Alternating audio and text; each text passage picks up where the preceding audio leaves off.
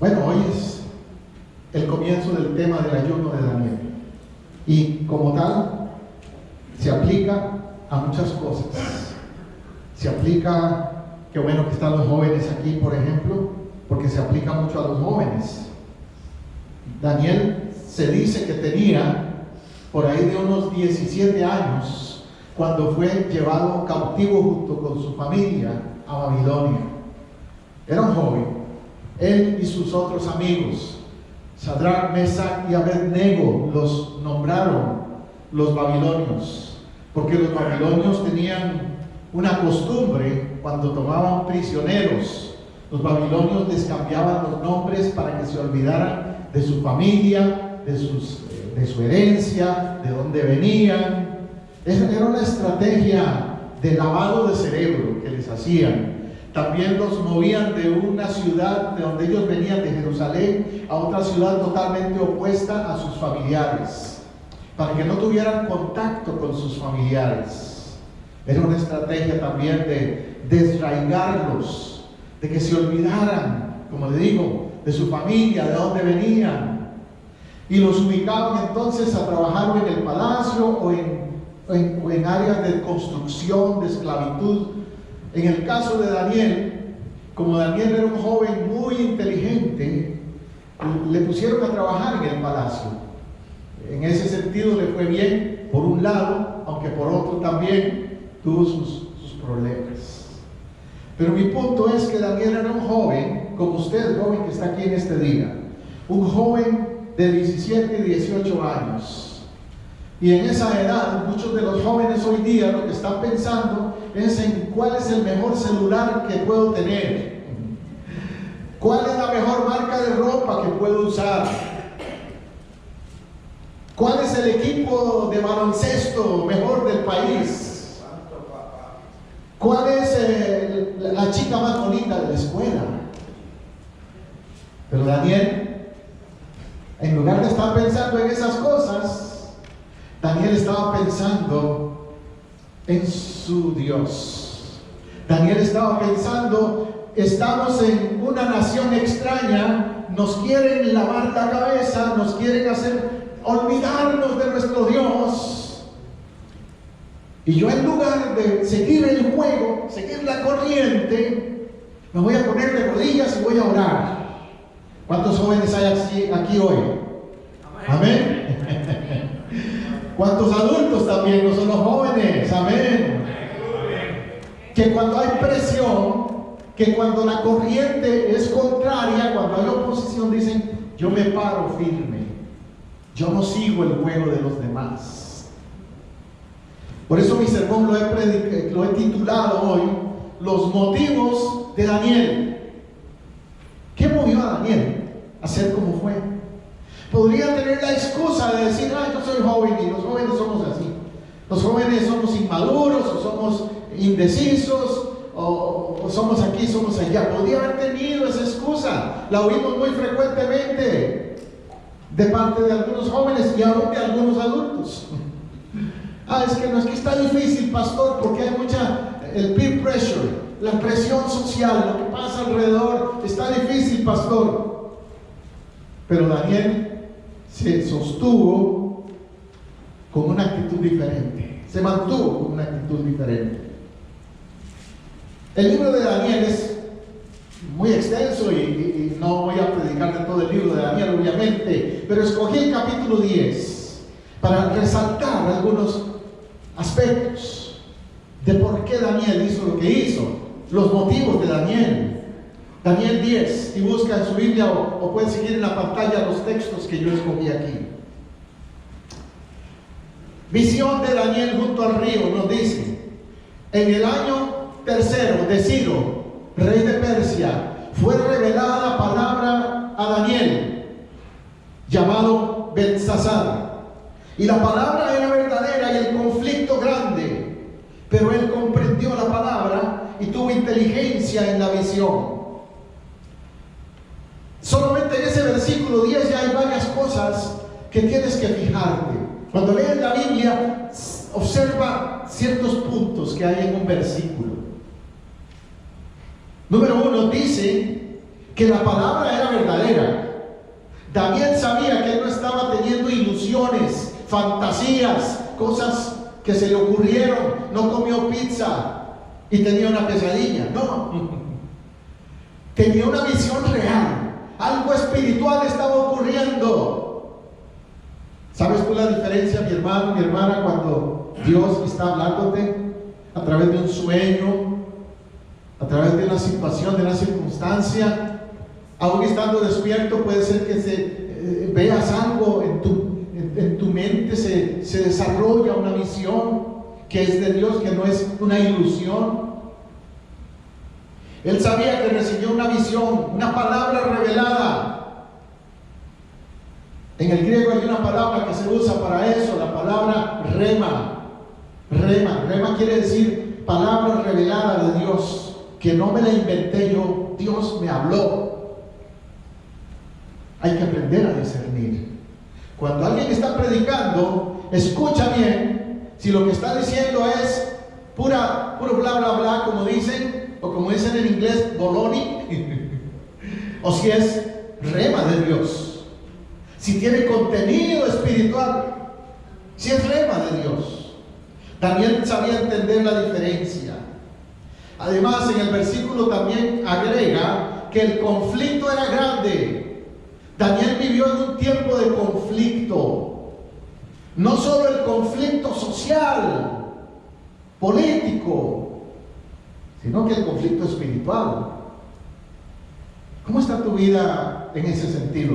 ¿Estás consciente de que también tú eres un guerrero de Dios, una guerrera, y de que hay conflicto, que tienes que ser parte de la respuesta de Dios a un mundo en conflicto? Mira hoy lo que está pasando, vemos las noticias, ¿verdad? Lo que está pasando en diferentes naciones, conflictos bélicos, de guerra, conflictos de la naturaleza y conflictos sociales, como lo que acabo de mencionar de mi sobrino en Costa Rica.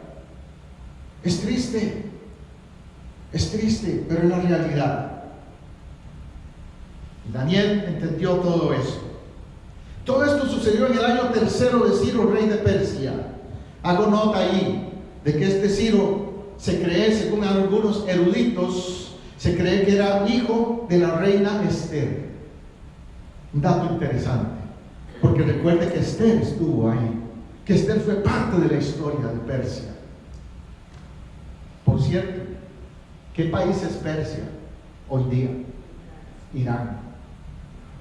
¿Qué cosa, no? Un país que tuvo influencia espiritual por Esther, que ha tenido influencia espiritual cristiana.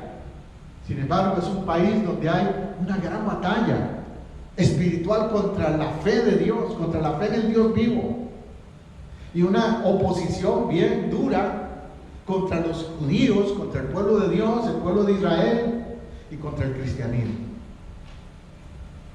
Triste, paradójico lo que está pasando con Irán, pero bíblicamente lo entendemos, ¿verdad? Son señales proféticas. Paradójico y triste lo que sucede, pero el que tiene discernimiento espiritual sabe de dónde viene todo eso. Amén. Días difíciles, eso es lo que vivió Daniel, y eso es lo que vivimos hoy día. Días difíciles. En aquellos días yo, Daniel, estuve afligido por espacio de 3 semanas. ¿Cómo estuvo Daniel? Afligido. Daniel no estaba en party, en fiesta, estaba afligido. Y hoy día también estamos viviendo tiempos de aflicción por todo lo que te acabo de mencionar. Pero tal vez a nivel personal también hay aflicción en tu vida. Y cuando hay aflicción es cuando más se necesita la oración. ¿Me escuchó? Cuando hay aflicción es cuando más se necesita la oración. Y el ayuno también. Como decía un hermano amigo mío, necesitamos la boa. Biblia, oración y ayuno. Eso es la boa, por si no sabían. La boa espiritual. Estuve afligido por 3 semanas. Por eso es que hacemos un ayuno de 21 días, porque en 3 semanas se cubre 21 días. Ahora, cuando él dice que estuvo afligido no por él tanto, ¿saben? Sino por su nación, por el pueblo de Israel. Y muchas veces puede ser que sea una aflicción personal, pero también tú dices, pastor, yo no necesito hacer ayuno porque yo estoy bien. Puede que estés bien en tu manera de verte, pero también que de tu familia, que de tu iglesia, que de tu país. También ellos cuentan como esa parte de la necesidad de ayuno, de la razón de Daniel, del motivo de Daniel. El motivo de él no fue él estaba bien, sí, pero él necesitaba interceder y clamar por sus familiares, su nación, su fe. Entonces dice el verso 3: no comí manjar delicado, ni entró en mi boca carne ni vino, ni me ungí con ungüento, hasta que se cumplieron las 3 semanas. No se dan detalles en el contexto de Daniel de todo lo que comió o no comió Daniel. Que por cierto, yo hoy tengo aquí una guía que les voy a dar a los que me digan que están haciendo el ayuno. Les voy a dar esta guía más tarde de qué puede comer y qué no en las comidas que tenemos nosotros. Pero Daniel sí menciona, por lo menos, no comí manjar delicado. O sea, él se abstuvo de cosas que eran muy atractivas o que le gustaban mucho a él. Se abstuvo de lo que le gustaba. O de comidas, manjares, ¿qué llamas tú manjar? Especiales, ¿verdad? Ni le digo menú, ni le menciono nombres de comidas porque voy a sufrir con ustedes también. Pero manjar delicado involucra esos platos que normalmente nos atraen mucho. Y hay personas que me van a decir, pastor, yo no tengo problema en ayunar arroz, no me gusta el arroz. O no tengo problema en ayunar frijoles, habichuelas. O no tengo problema en ayunar X u otra cosa. Pero, ay, pastor, ayunar el pan, me decía una persona un día de estos. Míralo, santo, el pan, a mí también, hermano. La panadería colombiana va a perder un cliente por 21 días. El café, otro hermano por ahí, el café, por ahí ya está ese hermanito. Junto conmigo, va a ser duro. ¿Eso sería qué? Manjar delicado para mí. Manjar delicado, algo que me cuesta. No entró en mi boca carne ni vino. Algunos son carnívoros, ¿verdad? También. No pueden pasar una semana sin el steak. Bueno, 21 días sin steak. Ni vino. En aquel tiempo el vino era una bebida común de todos los días. Para ti, para mí no lo es, pero en ese tiempo era. Ni me ungí con ungüento. Eso era, algunos dicen que es que no se perfumaba, no sé. Pero póngase desodorante por lo menos. Hasta que se cumplieron las 3 semanas. Mi punto es que Daniel fue radical. Daniel no dijo, algunos dicen, ese ayuno de Daniel es comer verduras y frutas, es como ser vegetariano. Pero es que no solo fue dieta, fue oración, fue clamor, fue buscar la presencia de Dios, fue pararse en la brecha. Él, en el contexto de Daniel, dice que abría las ventanas de su recámara 3 veces al día y oraba 3 veces al día mínimo. No solo ayunó, clamó, oró durante ese tiempo en favor de su pueblo. Los motivos de Daniel en días difíciles. Amén. Y el día 24 del mes primero estaba yo a la orilla del gran río Hiddekel, y alcé mis ojos y miré, y aquí un varón vestido de lino y ceñido sus lomos de oro de Eufaz. Su cuerpo era como de berilo, y su rostro parecía de un relámpago, y sus ojos como antorchas de fuego, y sus brazos y sus pies como color de bronce bruñido, y el sonido de sus palabras como el estruendo de una multitud. Wow, qué descripción da Daniel de un varón que se le aparece. Es un varón profético, es una figura de Cristo. Algunos dicen que fue un ángel, otros que fue el mismo Cristo. Yo creo por la descripción que da, que es el mismo que se aparece en el libro de Apocalipsis a Juan. ¿Han leído a Juan 1? Veamos lo que dice Juan 1. Yo estaba en el Espíritu, Juan 1:10, el día del Señor. ¿Cómo estaba Daniel? En el Espíritu. ¿Cómo estaba Juan? En el Espíritu. ¿Qué se requiere para que Dios se revele a ti? Que estés en el Espíritu. Dios no se va a revelar a tu vida, no va a hacer nada en ti o en la iglesia si no estamos en el Espíritu, no en la carne. Yo estaba en el Espíritu el día del Señor y oí detrás de mí como una gran voz de trompeta que decía: yo soy el Alfa y la Omega, el primero y el último, el que escribe en un libro lo que ves, visión. Envíalo a las 7 iglesias que están en Asia: Éfeso, Esmirna, Pérgamo, Tiatira, Sardis, Filadelfia, la Odisea. ¿Recuerdan que hicimos un estudio de eso una vez? Y me volví para ver la voz que hablaba conmigo, y vuelto vi 7 candeleros de oro. Daniel también estaba en el suelo, tirado, orando, clamando, y oyó una voz igual. Y se vuelve y ve a un varón. En este caso, en medio de los 7 candeleros, a uno semejante al Hijo del Hombre, vestido de una ropa que llegaba hasta los pies y ceñido por el pecho de un cinto de oro. Note las características similares entonces con el varón que se aparece a Daniel.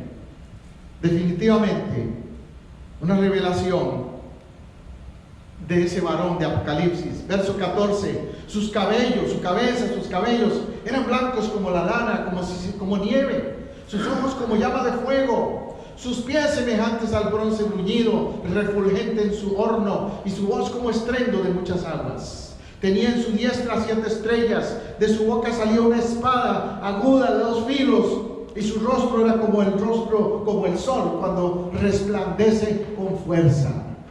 Cuando le vi, caí como muerto a sus pies, y él puso su diestra sobre mí, diciéndome: no temas, yo soy el primero y el último. Como este es un tiempo breve para predicar, no puedo entrar en muchos detalles, pero quiero que note la similitud con lo que le pasa a Daniel y lo que le pasa a Juan en relación a esa visión.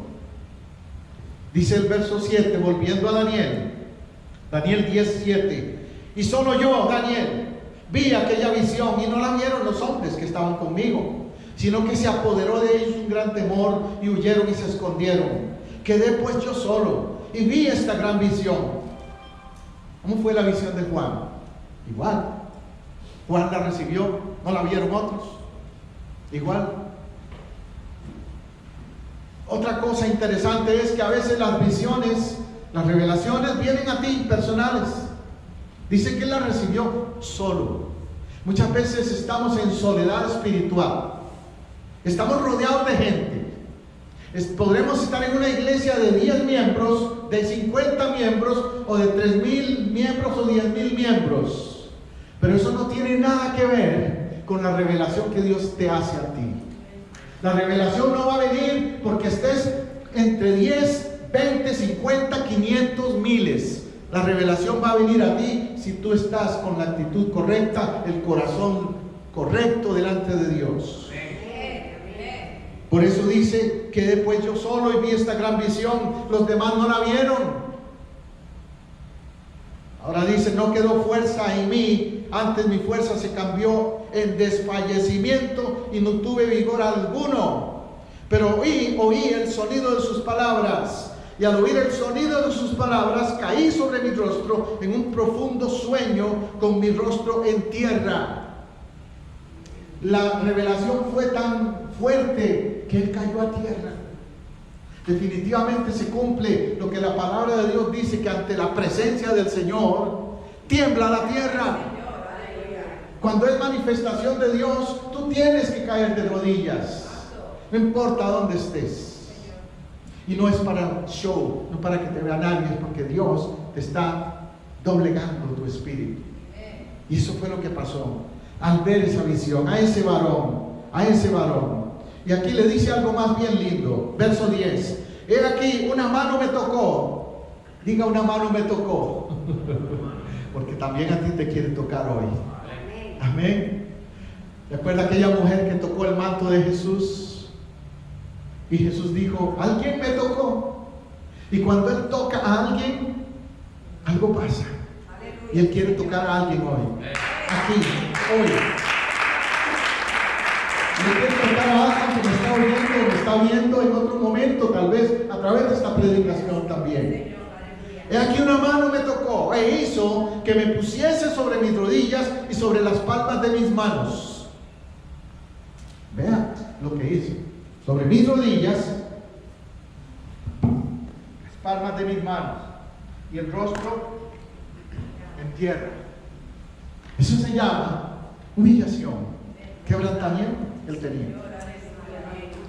Miren, los musulmanes, con todos sus errores de doctrina, si algo a ellos les podemos admirar, es la manera en que reverencian a su Dios.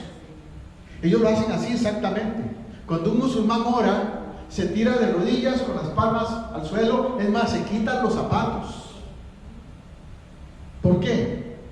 Porque tienen un alto sentido de reverencia y de temor de Dios.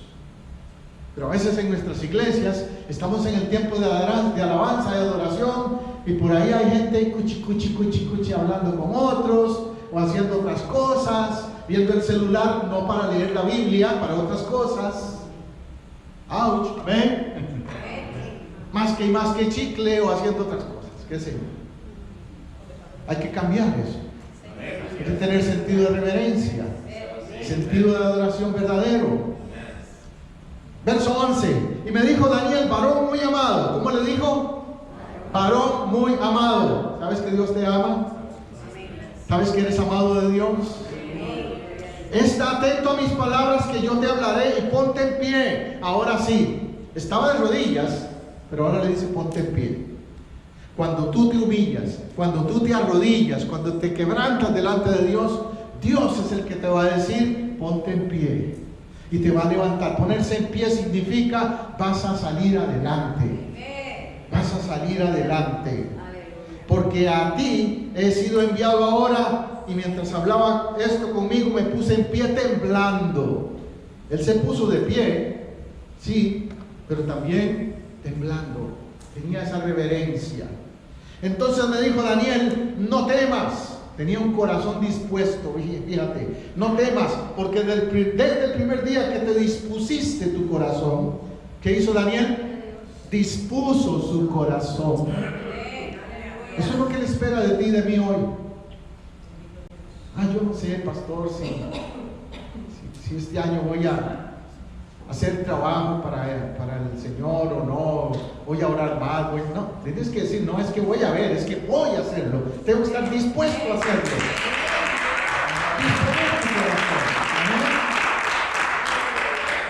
Dispusiste tu corazón a entender, a humillarte en la presencia de Dios. A eso es lo que Dios nos llama, humillación. Por eso este año comenzamos con este ayuno. Fueron oídas tus palabras y a causa de tus palabras yo he venido. Fueron oídas tus palabras. Eso le está diciendo a Daniel. Daniel, tu oración no ha sido en vano.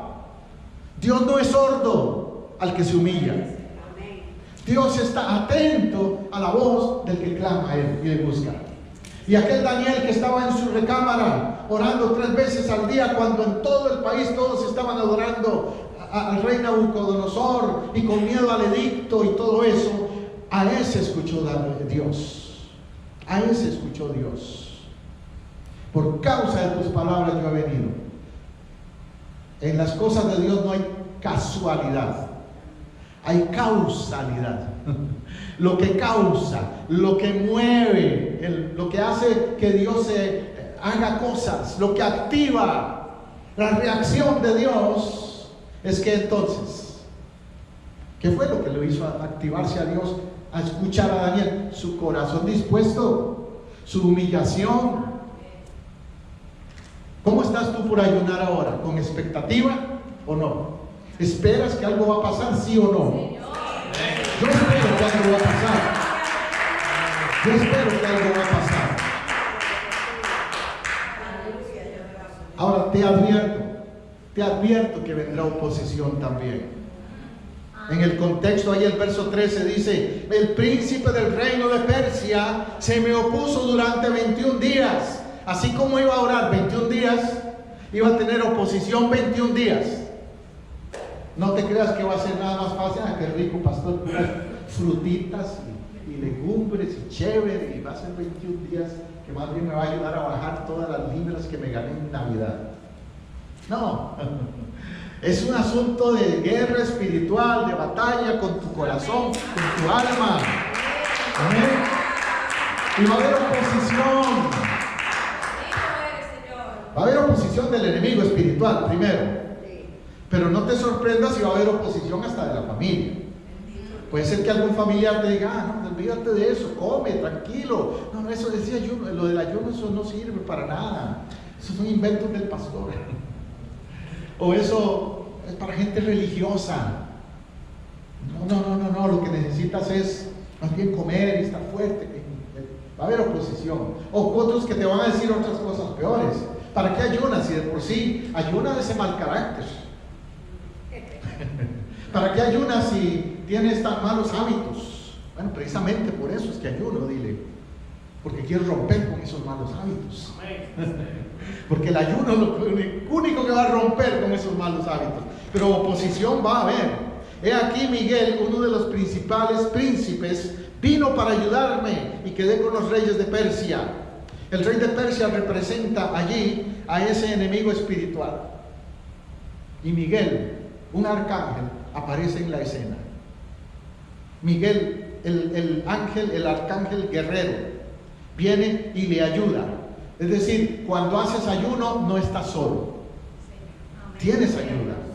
Tienes ayuda. Ayuda de Dios y ayuda de los ángeles de Dios también. Tienes ayuda. He venido para hacerte saber que lo que ha de venir a tu pueblo en los postreros días. La visión es para estos días. Miguel le dice, algo va a pasar. Hay una guerra espiritual.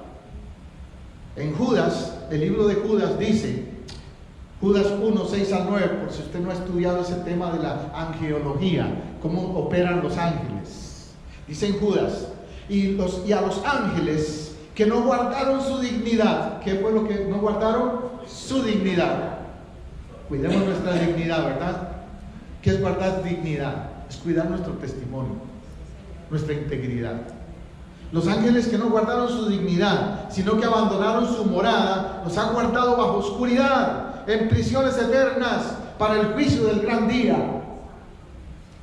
Y en Apocalipsis se repite eso, cuando el dragón es lanzado al lago de fuego. Y se enseña, la Biblia nos enseña que hay unas prisiones eternas. El infierno es real. Joven, adulto, quien me escuche, el infierno es real. No es un invento religioso de los cristianos. El infierno es real, así como es el cielo. Hay prisiones eternas y hay ángeles caídos que están haciendo lo que puedan para dañarnos. Pero el verso 9 dice que cuando el arcángel Miguel contendía con el diablo, ¿con quién contendía? Con el diablo. Es interesante esto porque algunos dicen que en realidad Miguel es Jesús. No hay total certeza de eso. Para mí es un arcángel. Pero algunos dicen, es que ¿quién va a pelear contra el diablo? Solo Jesús. Pero recuerde que un arcángel tiene una autoridad igual a la que tenía el diablo antes de ser diablo. El diablo era un arcángel también, un querubín protector se le llama más bien. Entonces Miguel tiene una autoridad dada por Dios para contender con el diablo, disputando por el cuerpo de Moisés, que es un dato interesante de algo que pasó en el Antiguo Testamento. Pero no se atrevió a proferir juicio de maldición contra él, sino que dijo, el Señor te reprenda. O sea que con todo y que Miguel es un arcángel, vea, anote, analice. Miguel, con la posición tan alta espiritual que tiene, un arcángel, él no reprendió al diablo en su nombre, sino en el nombre del Señor. ¿Cómo es que nos toca hacer guerra espiritual a nosotros? Diciéndole al diablo, diablo cochino, te pisoteo. Cuidado como nos burlemos del enemigo, porque es un enemigo real. No le voy a tener miedo, porque mayor es el que está en mí. Pero tampoco me voy a burlar de él, o voy a hacer mofas o cosas así tampoco. No es la manera de pelear contra el diablo. El que disputa contra el diablo es el Señor. Por eso Miguel dice, el Señor te reprenda. Y cuando el enemigo quiera tentarte, resístelo. resístelo diciendo siempre: el Señor te reprenda. Amén. Y de ese aplauso de afirmación al Señor.